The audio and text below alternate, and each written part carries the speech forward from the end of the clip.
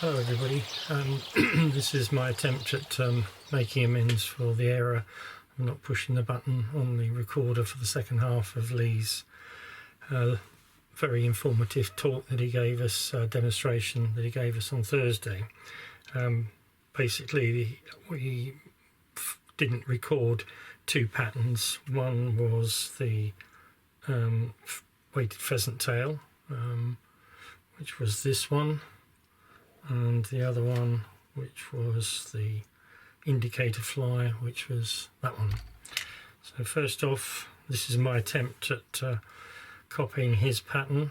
I didn't have the grip hooks, but what I've got is very similar in size, and this is a Barber's Hook Company number 106 in the size 14. So just put a 2mm bead on this. This is a tungsten bead.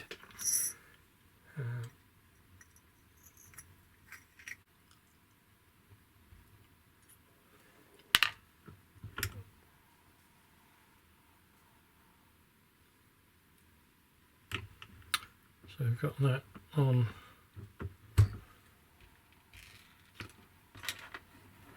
the shank of the hook. And it's just standard black thread. This is Simplify. I don't actually have the spool, but I've got a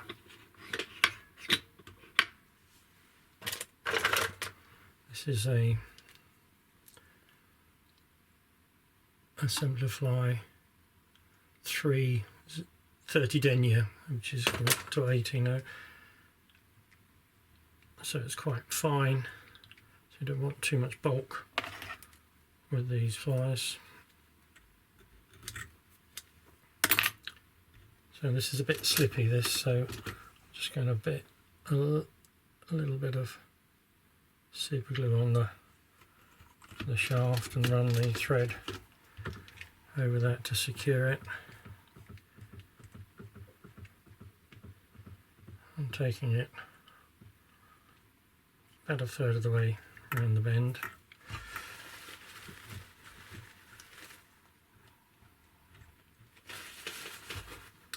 And because this is quite a small hook, I'll just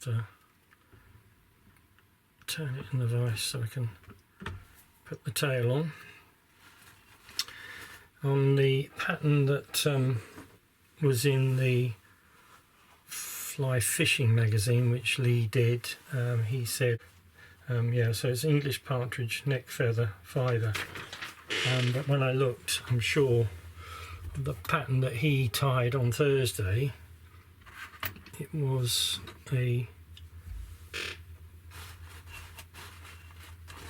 Coq de Leon. Now I've got a Coq de Leon here, which is quite a bit more webby. So this will have a bit of movement similar to the partridge. So I'm just pulling off a small bunch of feathers, getting the tips in line, and just tying them and inching that through so we've got a little bit of a protrusion.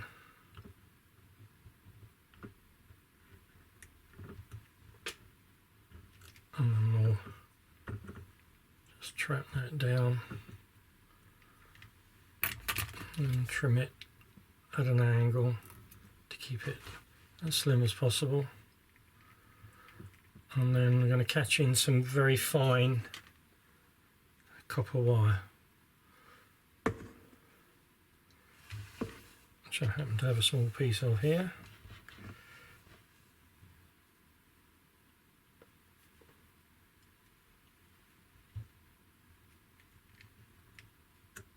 I'll drop that in underneath, and I'm going to be tying it with a clockwise rib and an anti-clockwise abdomen, which is hen pheasant fibres, it's centre tail fibres. So we're going to take 4 or 5 fibres off. Not too worried about aligning the tips because I'm going to be trimming them. The tips are quite fine and delicate, so I'm just going to trim those fibres and then tie it in. Just make sure the thread is right the way back to the start of the tail, then bring that forward to the eye position. Now I'm going to just get my thread out of the way. I'm pinching those hen fibres. So I'm going to use my rotary vise. So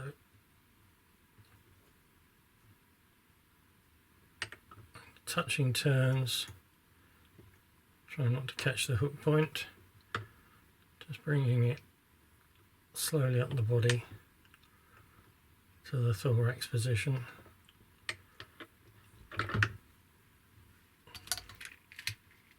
Catching the hen pheasant.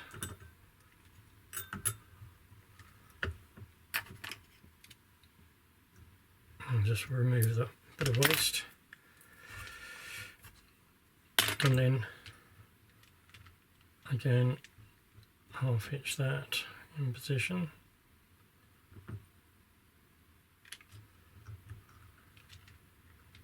So it doesn't come undone. And then I'm going to rid this in open even spirals. I could use the rotary vise for this, but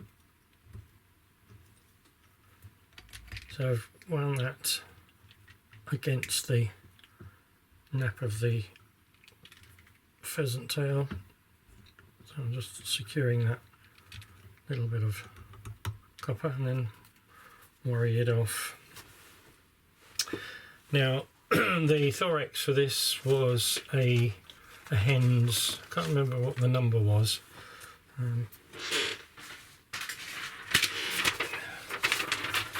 It says it's hen's number 46. Well, I've got hens here, but my number for the peacock is 335. So it's not perhaps quite the same. I've got some glister peacock, but I found that just a little bit too coarse. That's the glister, but it just is a bit on the coarse side. So this, I think it's black peacock, the listing for the hens. So we just want a small pinch and trap that in and then tighten it up.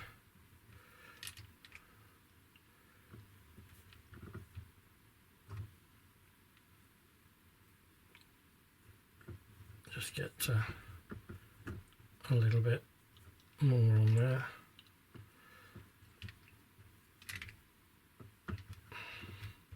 And cleaning off the residue, and then the wing or the collar hackle was squirrel. What does it say? Natural squirrel dubbing. Oh, this is natural fur grey squirrel. Yes. So need to just take a small pinch of that, and it is a very small pinch because we're going to be putting that into a dubbing loop. So incidentally, Lee talked about this tool that he was using to split the thread, and I had to play about, and all I've got is just a I'm not sure if it's a darning needle or a cross stitch needle, but it's just got a very rounded point on it, and it does seem to split the thread quite nicely.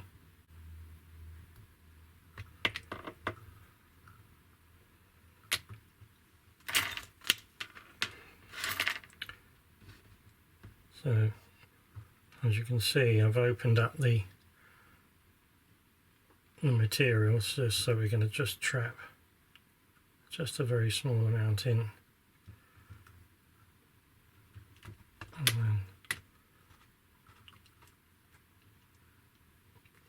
give it a pinch, and then you can't, this is off camera unfortunately, but I'm just spinning up the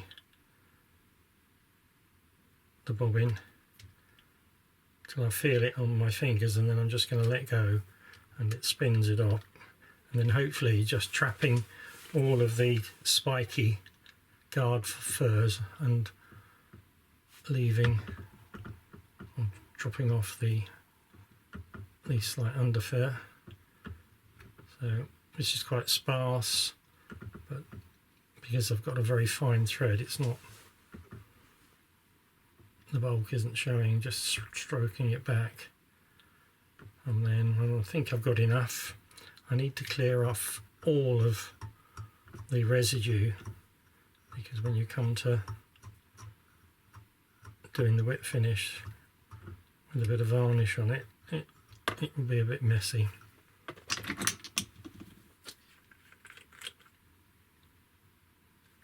So I'm just putting a thin smear on the thread, because there's no other way that you can get varnish onto the thread.